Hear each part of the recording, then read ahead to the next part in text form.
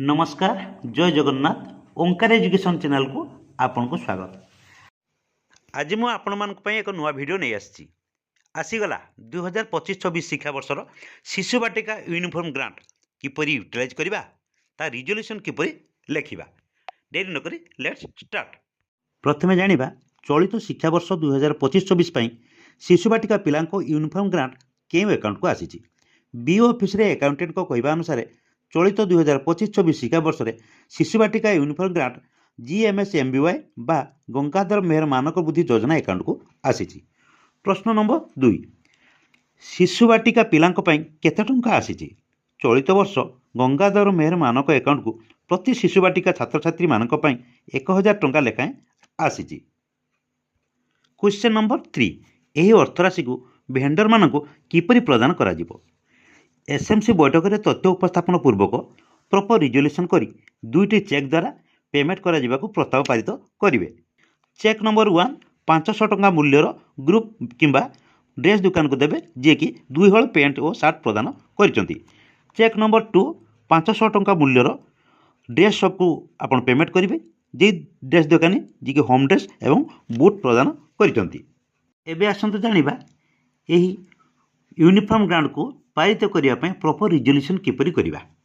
अधिवेशन 9 25/2/2026 स्कूल ना एठी लिखिदेवे। अद्यता 25/2/2026 बुधवार अपराह्न 2 घटिका समय आंभ विद्यालय रे प्रधान शिक्षक अध्यक्षतार एसएमसी समस्त सभ्य मानक नहीं एक जरूरी बैठक अनुष्ठित होता। उक्त बैठक में निम्नलिखित विषय मान आलोचना पूर्वक सर्वसम्मतिक्रमे गृहीत करागला। प्रसंग 1 स्वागत संबंधना एवं पूर्व बैठक संबंध में आलोचना। प्रसंग 2 2025-26 शिक्षा वर्षर शिशु बाटिका यूनिफॉर्म ग्रांट संबंध में विद्यालय प्रधान शिक्षक बैठक में तथ्य उपस्थापन करथिले कि असेपार लेटर नंबर 8305 डेटेड 31/5/2025 निर्देशनामा अनुसार वो एसएमसी रिजोल्यूशन नंबर 5 डेटेड 23/9/2025 अनुसार विद्यालय अध्ययनरत प्रथम रु पंचम श्रेणी समस्त 43 जन छात्र छात्री और 10 जन शिशु बाटिका छात्र छात्री को प्रथम पर्यायर एमएस तबासुम गारमेंट द्वारा 500 टंका मूल्यर 2 हल पैंट सार्ट प्रदान कर द्वितीय पर्यायर साहू ड्रेसेस ताकू 500 टंका मूल्यर हले बूट 2 हल मोजा गोटे ट्रैकपैंट गोटे टी सार्ट और गोटे टोपी एवं गोटे लेखाएं आई कार्ड प्रदान करा जायतिला। आपण माने एठी दुकानी ना आपनकर जहाँ अच्छी सेटा बसईदेवे जहाँ जे मैंने ग्रुप नहीं ग्रुप ना बसेबे जदि समस्त ड्रेस दुकान रू आनी ड्रेस दुकान ना बसईदेवे। ये पुराना चिठी अनुसार आम अलरेडी प्रदान कर सारी। सरकार गाइडलाइन अनुसार प्रथम रु अष्टम श्रेणी पर्यंत पिलांको पोशाकर 1000 टंका करी मूल्य भेंडर मानक प्रदान करा जायतिला। किंतु चलित वर्ष शिशु बाटिका 10 जन पिलांकर पोशाक अर्थराशि विद्यालय डीजी गवर्नमेंट अकाउंट किंबा गंगाधर मेहर शिक्षा मानक बुद्धि योजना अकाउंट को आसी नथिबारु पेमेंट करा जाय पारि नथिला। हमर शिशु बाटिका पिलांकर पेमेंट करा जाय नथिला किंतु ड्रेस बंटन हेई सारिथिला केवल पेमेंट करिया पई ये रिजोल्यूशन।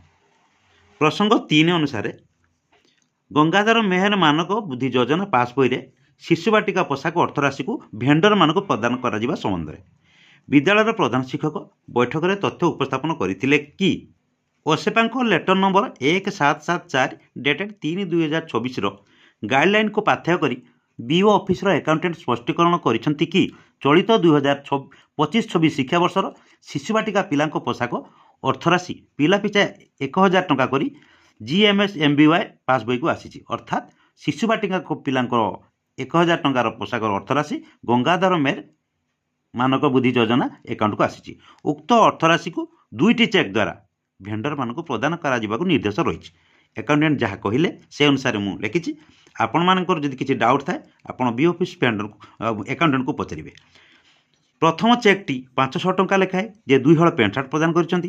द्वितीय चेकटी 500 टंका लेखाए बूट किंबा बूट सहित जे होम ड्रेस प्रदान करिसंती। कहीं डीजी गवर्नमेंट अकाउंट को आसीथिले हमको पीपीए करिया को पड़िथांता जेहटी सब पैसा 1000 टंका केवल शिशु बाटिका पिलांकर टंका आसीची गंगाधर मेहर मानक बुद्धि योजना अकाउंट को 1000 टंका आमर ग्रुप जदि नहीं थिबो ताकू 500 टंकार चेक पेमेंट करदेवे आउ जे माने होम ड्रेस देइथिबे जे दुकान रो ताकू 500 टंकार टोटल तार जहाँ होतिबो सेतिक टंकार चेक करियो दुईटी चेक पेमेंट करा जिवो।